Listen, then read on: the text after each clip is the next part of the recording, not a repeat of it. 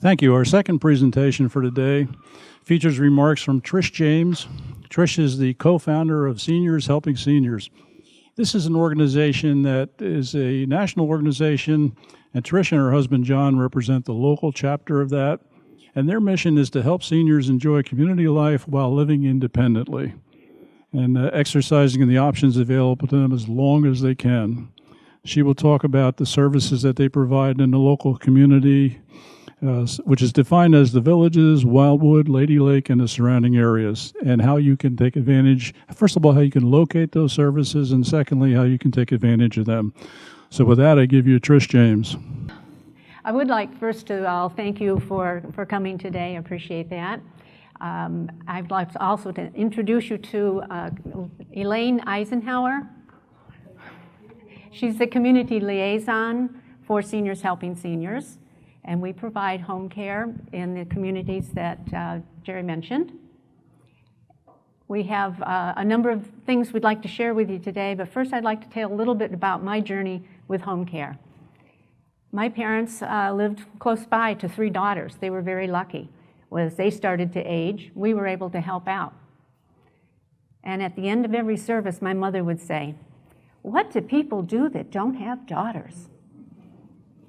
Okay. Now, this was several years ago before I was doing this. Then we had an experience with my husband's family. They didn't live close by. They didn't have any girls. And the brothers decided Dad couldn't live at home alone anymore. And off to assisted living he went. He missed his garden. He missed his workshop. He missed everything about his wonderful home. Had we known about home care then, we probably would have made different decisions for him.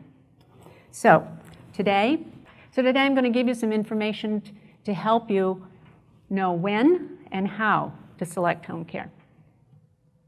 So first, let's start with a definition. What is senior home care? Well, generally speaking, it's when someone comes into your home to provide a little bit of help or a lot of help or even medical help. So not rocket science. But what does it entail? It could entail things like this. It could be cooking or meal preparation. Maybe help with some cleaning. Laundry, help making beds. Those corners of those bottom sheets can get pretty tough. Maybe you need help getting out to shop or have someone run errands for you. There's also escorts to appointments if you're not driving anymore.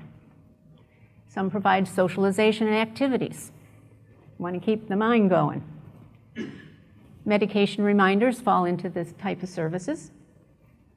Bathing, dressing, or help in the bathroom. And then there's the kind of the highest level when you get into the real medical end of the care for health care with vital checks, help with occupational therapy or physical therapy. And there's also different types of home care providers. The Agency on Healthcare Administration defines certain licenses, and they are licensed by the Agency on Healthcare Administration. One is called home health agencies, and these are companies that hire nurses, occupational therapies, physical therapists. Sometimes they work as an insurance-provided care. Sometimes it's private care.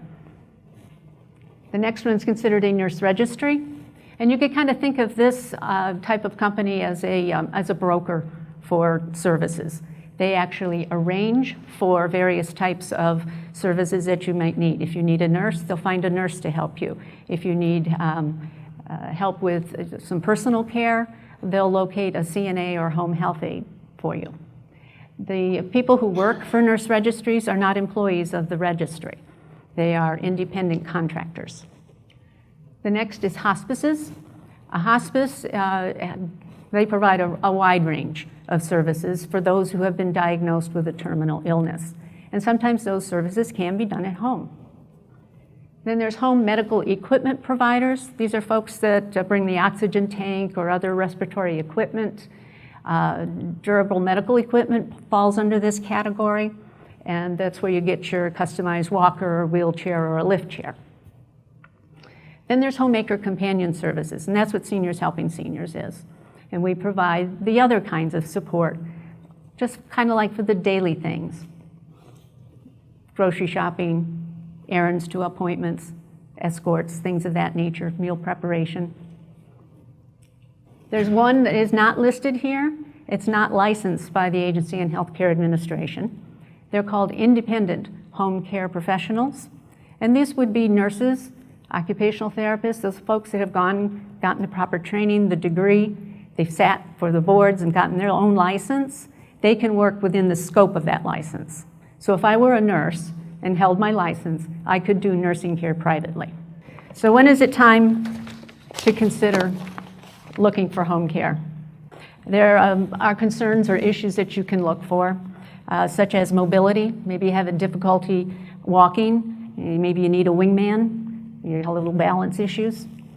There could be transportation issues. Perhaps you're just not driving anymore or don't want to drive out of your comfort zone. You might exhibit some dietary issues.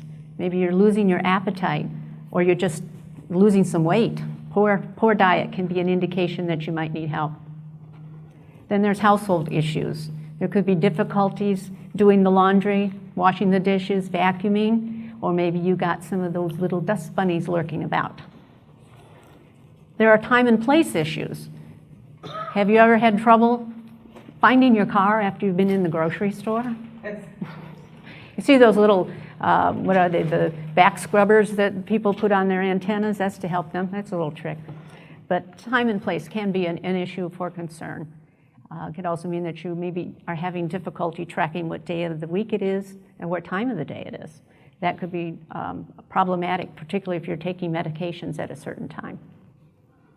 Then there's behavioral issues such as sleeping too much, sleeping too little, lack of energy, moodiness, those kinds of things. That could be an indicator. Then cognitive issues. If you're uncertain about doing very familiar tasks or perhaps missing appointments, losing your keys, things of that nature. Then personal care issues. If you find it difficult to dress yourself, and maybe you don't like to take a shower because you're afraid you're going to fall. There's also medical issues. Maybe you have some unexplained bruises or injuries, fatigue, dizziness. Maybe you're not taking your medication properly. All those are indications that you as a person might need to consider some type of home care. Now, if you're a caregiver, do you know the signs for yourself? Do you know that maybe you're going towards burnout? How do you determine that maybe you ought to get some help taking care of the person you're caring for? Such things as lack of energy, you're fatigued, you're tired all the time. Maybe you have sleep problems, too much, too little, tossing and turning all night long. Maybe you have a change in your eating habits. You're always eating on the run. You're not eating the good food. You might even be gaining weight or losing weight, depending on that diet. Maybe you have a feeling of hopelessness. You're at a loss at what to do next, unable to cope with everything that you could do before. Or a loss of interest, withdrawing from activities that you've always enjoyed. Maybe disengaging from friends or even family. Have you noticed any decreased patience? Are you unbelievably, unusually impatient with the person you're caring for? Or perhaps irritable or even argumentative? Anxiety or depression can also be another indication that you need to get some support. And all of these can manifest into physical problems. You could have stiff muscles, headaches, stomach aches. Maybe you're getting sick a whole lot more than you ever did in the past. All those are indications that it's time to start looking. The Agency on Healthcare Administration has a website, and I do have this information at my table, as well as a telephone number. So you could call them up and ask what agencies are in my area for the type of thing I think I need. How do you determine what you think you need? Well, those indicators were one step. Another step is take a notebook, put it on the counter, and every time you get stopped in your tracks and say, oh, gee, wish I could have, or oh gosh, I don't want to, write those things down, and after the course of a couple of weeks, you'll see a pattern of the kinds of things that are getting in your way of having a quality of life. There's also the local area for aging, Elder Options. They have resources to help seniors find compatible arrangements. There's also local senior health and wellness fairs like you're at today. Talk to your neighbors or friends. Have they got any experience with a home care agency? And you can also consult with your physician. The companies in this area do go around and try to educate the various physicians in the community as to what their services are, what they could provide. Okay, so now you have selected an agency. What's next? Well, you should conduct a face-to-face interview. They should actually offer you a free in-home assessment without any obligation.